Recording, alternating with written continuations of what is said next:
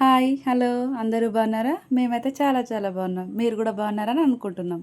Welcome back to my channel RKS vlogs. నిన్నటి వీడియోలో నేను చెప్పాను కదండి, మేమైతే ఊరు వెళ్తున్నామని. అది ఎందుకు అని అంటే, ఈరోజైతే మా మరిదికి పాప పుట్టింది, అక్కడ బారసాల ఫంక్షన్ ఉందని చెప్పి ఊరికి వెళ్తున్నాము. ఓన్లీ మేమే వెళ్తున్నామండి, మా పిల్లలైతే రావట్లేదు. ఎందుకంటే వాళ్ళకి ఎగ్జామ్స్ ఉన్నాయి, మేము రామని చెప్పారు. అందుకని చెప్పి మేము ముగ్గురమే వెళ్తున్నాము. అక్క ముగ్గురు ఎవరని అనుకుంటున్నారా? మా ఆడపడుచు, నేను, మా ఆయన అండి. నైట్కి వెళ్ళి మార్నింగ్కి వచ్చేస్తాము. ఇది గట్కేసర్ నుంచి 35 కిలోమీటర్ల దూరంలో ఉన్న స్వర్ణగిరి టెంపుల్ అండి. ఇది తెలియని వాళ్ళైతే ఎవ్వరూ లేరు. ఇది స్టార్ట్ అయ్యి మనకి ఇప్పుడు 2.5 సంవత్సరాలు అవుతుంది. ఎంతో అద్భుతంగా నిర్మించారు దీన్ని. వెంకటేశ్వర్ల స్వామిని చూడడానికైతే 2 కళ్ళు సరిపోవు. నేను తిరుపతికైతే ఎప్పుడూ వెళ్ళలేదు. ఇక్కడికైతే ఒకసారి వెళ్ళాను కానీ ఎంతో అద్భుతంగా మంచిగా చాలా ప్రశాంతంగా ఉంది. పక్కనే రేణుకా ఎల్లమ్మ టెంపుల్ కూడా ఉంటుందండి. ఇది మా ఊరు దగ్గర ఉన్న కొలన్పాక. కొలన్పాక అంటే స్పెషల్ ఏంటి అని అనుకుంటున్నారా? ఇది కోటొక్క లింగాలకు ప్రసిద్ధిగాంచిన ఊరండి. అలాగే జైన్ మందిర్, ఇది మార్వాడిసి వాళ్ళది. చాలా అంటే చాలా బాగుంటుందండి. ఇక్కడ ప్రశాంతంగా ఉంటుంది. ప్రశాంతంగా ఉంటుంది కానీ ఈ కొలన్పాక వాగుని చూస్తే మాత్రం భయమేస్తుందండి.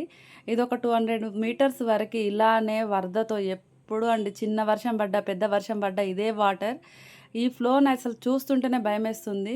ఎంతో ఫ్లో తోటి వస్తుంది. అవి పడిపోతారో ఏమో అన్నట్టు ఉంటుంది. అసలు దీనివల్ల రాకపోకలు కూడా బంద్ అవుతూ ఉంటాయి. ఎప్పుడు పోలీసులు ఇక్కడే ఉంటూ ఉంటారు.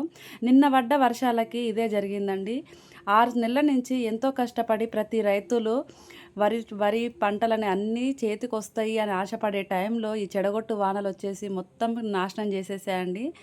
ఇంకొక 20 రోజులైతే మా పంటకి మేము పడ్డ కష్టానికి ఫలితం వస్తుంది కదా అని ఆశపడ్డ ప్రతి రైతుకి ఇప్పుడు నిరాశ ఎదురైంది. అసలు ఎప్పుడు ఇలానే జరుగుతూ ఉంటుంది. కానీ రైతును అర్థం చేసుకునే వాళ్ళు మాత్రం ఎవ్వరు లేరండి. ఇబ్బందులు పడుతూనే ఉన్నా రైతు మాత్రం వ్యవసాయం మానడం లేదు. అలాంటి రైతును మనం అర్థం చేసుకోము. ప్లీజ్ కొంచెం అర్థం చేసుకోండి వాళ్ళను కూడా. మొత్తం మీద ఈ కొలన్పాక వాగుని చూస్తుంటేనే భయం వేస్తుంది. లాస్ట్కి అయితే ఇంటికి వచ్చేసాము. ఇంటికి వచ్చేసరికి కలమంద పువ్వు అయితే చాలా బాగా పూసింది. ఈ కలమంద పువ్వుతో ఏం చేస్తారో ఎవరికైనా తెలుసుంటే కామెంట్ చేయండి. నేనైతే ఒకటి ట్రై చేస్తాను. ట్రై చేయడం కాదు, నేను చేస్తాను. చాలా బాగుంటుంది. మీకు ఎవరికైనా కావాలంటే కామెంట్ చేయండి, కంపల్సరిగా చేసి చూపిస్తాను. అత్తమ్మ ఇంటి దగ్గరనైతే చాలా మొక్కల్ని పెంచుతుందండి. కనకాంబరాలు చాలా పూసాయంట, కానీ నిన్న పడ్డ వర్షానికి అన్నీ రాలిపోయాయని చెప్పింది. లాస్ట్కి చెప్పాను కదా, బారసాల ఫంక్షన్కి వెళ్తున్నామని చెప్పి అక్కడికే వచ్చాము. నేను వచ్చేసరికి ఇక్కడ స్టార్ట్ అయిపోయిందండి. తొట్టెలో వేసినప్పుడు నేను లేను కాబట్టి అదైతే నేను ఆ వీడియో తీయలేదు. తర్వాతకి ఇంకా ఒక్కొక్కరు వచ్చి అన్ని పెడుతూ మొత్తం మీద బారసాల ఫంక్షన్ అయితే ఇలా జరుగుతుందండి.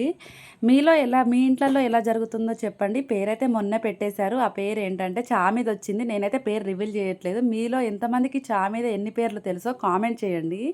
మేమేం పెట్టామో కంపల్సరీగా నేను చెప్తాను. మాకు వచ్చిన చుట్టాలందరూ వాళ్ళు తెచ్చినవన్నీ వాళ్ళకి అప్పచెప్పేస్తున్నారు. ఎప్పుడైనా ఎక్కడైనా ఏదైనా ఫంక్షన్ జరిగినప్పుడు అందరినీ పిలుస్తుంటారు, కానీ ఏదో మనసులో పెట్టుకొని ఫంక్షన్కి వెళ్ళకుండా వాళ్ళని బాధ పెట్టేస్తుంటారు. అది పద్ధతి కాదండి. ఏది ఎలా ఉన్నా సరే మన ఇంటికి వచ్చి ఒకరు పిలిచారు అని అంటే మనం కంపల్సరీగా వెళ్ళి మన మర్యాదను మనం చూపించుకోవాలా. అంతేగాని తగ్గడము అని చెప్పి ఓ పెద్దను అది చేసుకోవద్దు. ఎవరికైనా ఆ పరిస్థితి కంపల్సరీగా వస్తుంది. అది ఈరోజు మనకు రావచ్చు, రేపు వాళ్ళకి రావచ్చు, అంతే తేడా. కానీ కంపల్సరీగా అందరికీ ఎదురవుతుంది.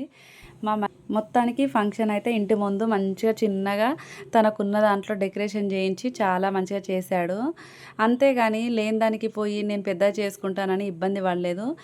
తనని అర్థం చేసుకుంది మా చెల్లె. అంతే కదండి, భార్యాభర్తలు అంటే ఒకరినొకరు అర్థం చేసుకోవడమే.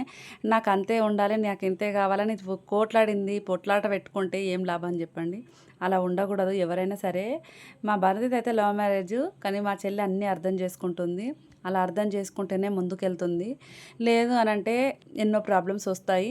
అరేంజ్డ్ మ్యారేజ్ విషయంలో మాత్రం ఏ చిన్న గొడవ వచ్చినా అటు పేరెంట్స్కి చెప్పుకోవచ్చు, కానీ ఇక్కడ లవ్ మ్యారేజ్లో అలా కాదండి. ఎందుకంటే మనం ఇష్టపడి చేసుకున్నప్పుడు ఇంకా వాళ్ళకి చెప్పడానికి మన దగ్గర ఏముంటుందండి? అసలు చెప్పడం కూడా కరెక్ట్ కాదు కదా. అలా అలా చెప్పడం వల్ల మన పరువే పోతుంది. మీరే ఇష్టపడి చేసుకున్నారు కదా, మీదే మీ ఇష్టం అని చెప్పేసి అంటారు. అప్పుడు మనకు మొహం కూడా ఉండదు. అలా చేయడం కంటే ఎన్ని జరిగినా ఏది జరిగినా మనది మనం చదువుకొని పోవడం బెటర్. ఒకరికి ఏలెత్తి హలో అండి, అందరూ బాగున్నారా? నేనైతే మీ కీర్తనని. మా నాన్నలందరూ ఒక దగ్గర కలిసారంటే చుక్కలే. నేనైతే ఫంక్షన్ రాలేదని బాధపడకరి వస్తా. కానీ ముందుగా మా ఛానల్ని కొత్తగా చూసేటోళ్ళు అందరూ లైక్ చేసుకొని సబ్స్క్రైబ్ చేసుకోరి. ఇక మా మమ్మీ అయితే మంచి మంచి వీడియోలు తీసి అయితే పెడుతుంది. కానీ ఒక్కరు కూడా సబ్స్క్రైబ్ చేస్తలేరు. మరికొన్ని వీడియోలు మీ ముందుకి రావాలంటే సబ్స్క్రైబ్ చేసుకొని లైక్ కొట్టుకొని కామెంట్ పెట్టుర్రి. ఇక లాస్ట్ ముచ్చటేందంటే మా చిరితల్లిని చూడుర్రి ఎంత ముద్దుగా ఉందో. ఇక మీ ముందుకి మంచి మంచి వీడియోలు రావాలంటే మీరు సబ్స్క్రైబ్ చేసుకోర్రి. మా వీడియోలు రోజు చూడుర్రి. ఇక bye, please do subscribe. Thanks for watching.